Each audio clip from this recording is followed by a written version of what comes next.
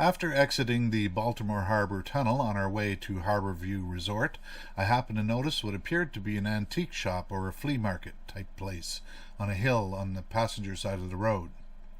Something about the place caught my attention, so I scouted for the next possible turnoff so we could go back and check out the place.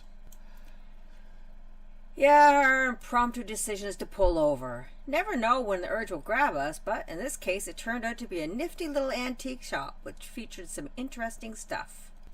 We pulled over and parked in a huge unpaved parking lot behind what looked like a craft market that was closed, and then we walked back about 2 blocks to the antique shop. We sauntered around looking at the various odds and ends, both inside and out. We actually stayed a little longer than we expected, so it was starting to get a bit dark when we got back on the road. Yes, and we had determined that we had to make a pit stop at a Walmart up the road for a few supplies, so it was even darker by the time we got done with that pit stop. As with most folks who are headed to a new campsite, we prefer to show up at the site during daylight, as this makes it easier to set up and a lot less stressful. That said, it is what it is. It was a bit dark when we pulled in, but things went relatively smoothly. The next morning, Ken flew the drone, and we basically just hung out playing games and relaxing.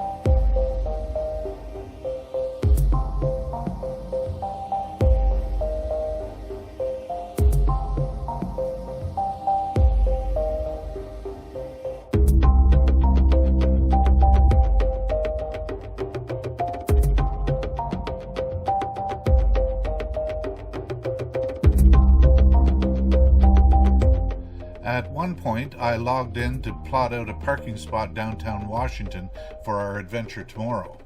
It would seem that parking is available within a block or two of the main park, which comprises the Washington Monument, the Lincoln Memorial, and the Capitol Building.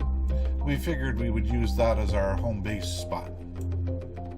That was indeed a great parking spot, and even though the sign said 3-hour maximum, we were there on the weekends, so we were told there was no limit. The parking was all day if we wanted. We got things together and then went out to explore the area and the various landmarks. It would seem that most of the planes that take off and land from the Ronald Reagan Airport end up flying directly over the Lincoln Memorial. So that means there is a plane in the shot, so to speak, just about every 5 minutes or so.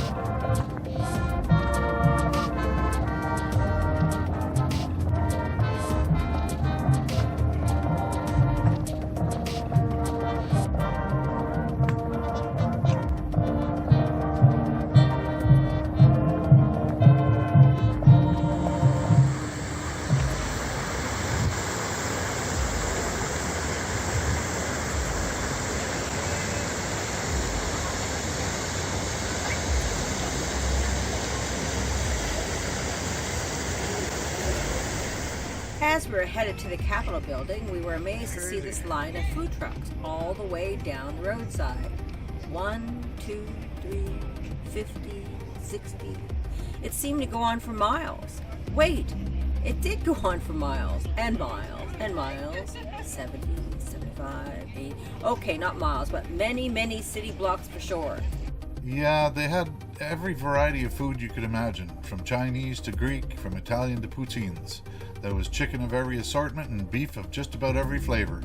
Plus, there was no shortage of dessert type options as well, not to mention popcorn and candy floss too.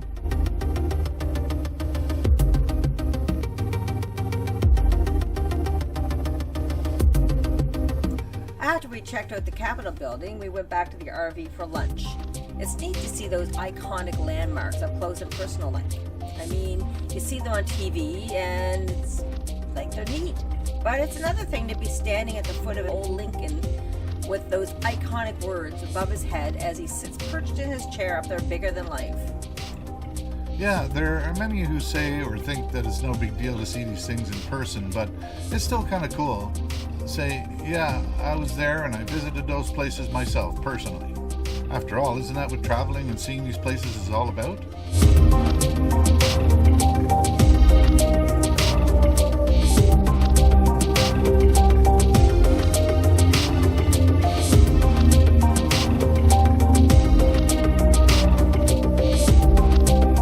After lunch, we headed towards the Capital One Arena. We knew it would be closed as this is off season, but Ken wanted to say we saw yet another hockey arena and visit the home of the Washington Capitals.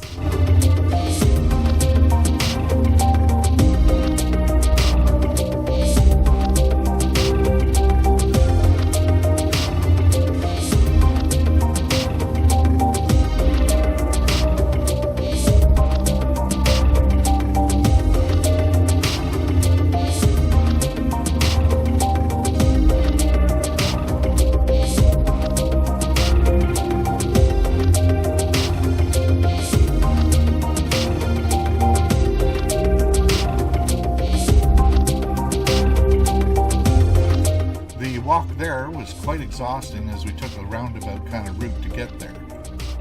Indeed, and by the time we got back to the area near the White House, we were bushed and it was starting to get late, so we opted on heading back to the campsite. It would have been nice to visit a few of the museums, like the Holocaust Museum, and what one was it that you... Space Museum. Okay, yeah, that would have been really cool. However, we only really remember those after we got parked and settled, as it was just a lot of stuff going on. Well, give us a good reason to go back again. Yeah, the option to head back there some other time is available to us. If there is another time, considering everything going on with COVID and so on. The next afternoon, we packed up and headed down the highway. On the road again. Indeed. Our next destination is a stop at the campsite that is not part of the Thousand Islands package that we purchased. But it's only $30 a night. And it's right near the next arena that we're going to visit. All that and more will be known in the next exciting video, so be sure to come back and check that out. Ciao for now.